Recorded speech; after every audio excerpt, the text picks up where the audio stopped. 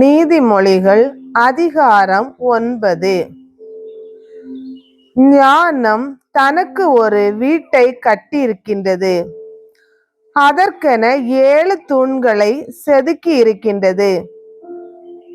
அது தன் பலி விலங்குகளை கொன்று திராட்சை ரசத்தில் இன்சுவை சேர்த்து விருந்து ஒன்றிற்கு ஏற்பாடு செய்தது.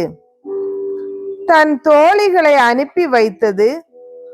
நகரின் உயரமான இடங்களில் நின்று, அறியா பிள்ளைகளே, இங்கே வாருங்கள் என்று அறிவிக்க செய்தது.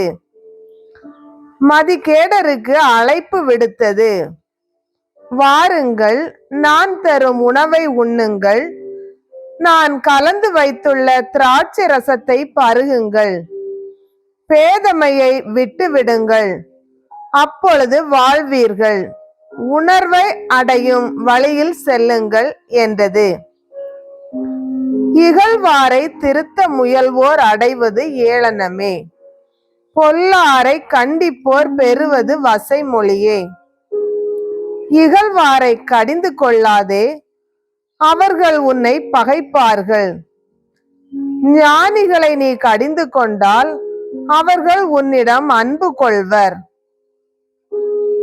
ஞானிகளுக்கு அறிவுரை கூறு, அவர்களது ஞானம் வளரும். நேர்மையாளருக்கு கற்றுக்கொடு, அவர்களது அறிவு பெருகும். ஆண்டவரிடம் கொள்ளும் அச்சமே ஞானத்தின் தொடக்கம். தூயவராகிய அவரை பற்றிய உணர்வே மெய் அறிவு. என்னால் உன் வாழ்நாள்கள் மிகும், உன் ஆயுட்காலம் நீடிக்கும். நீங்கள் ஞானிகளாய் இருந்தால் அதனால் வரும் பயன் உங்களுக்கே உரியதாகும். நீங்கள் ஏளனம் செய்வோராய் இருந்தால் அதனால் வரும் விளைவை நீங்களே துய்ப்பீர்கள்.